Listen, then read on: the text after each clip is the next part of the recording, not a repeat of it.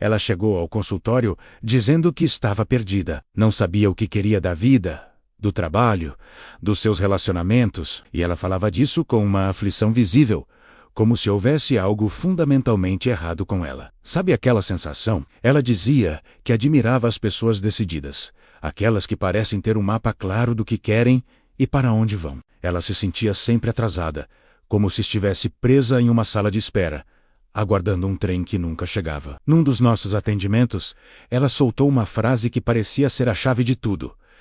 Eu não sei o que quero, e isso me paralisa.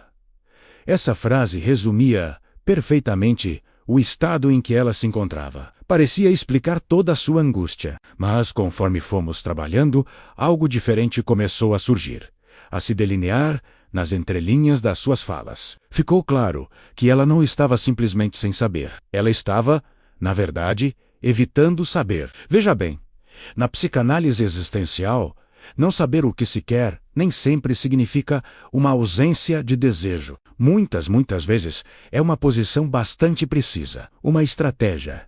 Adiar a escolha para evitar as suas consequências. Pensa comigo.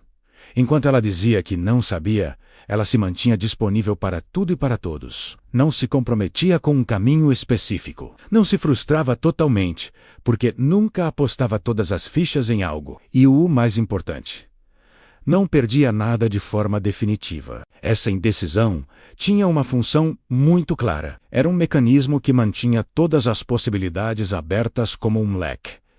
Evitava o medo de cometer erros irreversíveis. E, acima de tudo, a protegia da culpa paralisante por talvez escolher mal. Isso era um escudo pesado, que a impedia de andar, mas ainda assim, um escudo. Houve um momento decisivo na terapia, um ponto de virada. Ela me disse, com os olhos cheios de uma nova compreensão: se eu escolher, vou ter que abrir mão de todo o resto. E aí estava. Bingo! Essa frase revelou o nó central de todo o seu sofrimento. Escolher não era apenas decidir entre A e B. Era um ato de perda. Era perder todas as outras possibilidades que ela mantinha vivas na sua imaginação. Era aceitar limites, aceitar que a vida é finita e que não podemos ter tudo. A terapia, nesse caso, não se apressou em ajudá-la a descobrir o que queria. Não transformamos a clareza em um objetivo terapêutico a ser alcançado a todo custo. Pelo contrário, nós sustentamos aquele espaço, aquele limbo, onde a indecisão podia finalmente se mostrar como o que realmente era, uma forma de existir, uma maneira de estar no mundo. Quando essa consciência começou a se instalar, o sofrimento dela mudou de qualidade. Saiu daquela confusão nebulosa e entrou na angústia. Mas não era mais a angústia de não saber. Era a angústia de perceber que saber, que escolher, implicaria em responsabilidade. A responsabilidade de bancar as próprias escolhas e suas consequências. Aos poucos, com muito cuidado, ela começou a reconhecer que permanecer indecisa também era uma escolha. E que toda escolha organiza a nossa vida, inclusive a escolha de não escolher. A vida dela estava organizada em torno dessa não escolha, e isso também trazia suas próprias perdas e seus próprios custos.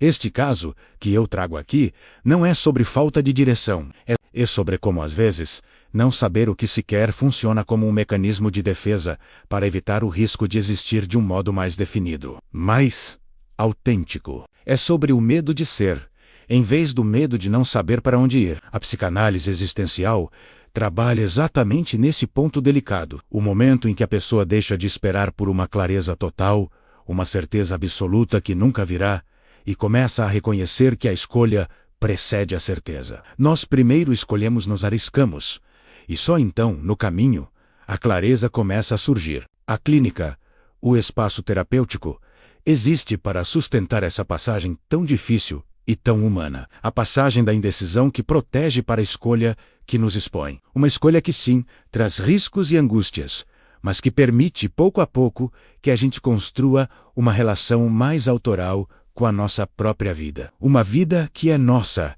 com as nossas marcas, as nossas perdas e as nossas conquistas. É um processo que nos tira do lugar de passageiro e nos coloca no assento do motorista. Mesmo sem saber o destino final, a gente começa a segurar o volante. E isso, por si só, já muda tudo. Se você se identifica com essa sensação de estar perdido ou paralisado pela indecisão, saiba que isso não é uma falha sua. Talvez seja apenas um convite para olhar mais fundo para o que essa indecisão está tentando proteger. Obrigado por assistir. Existência é tudo.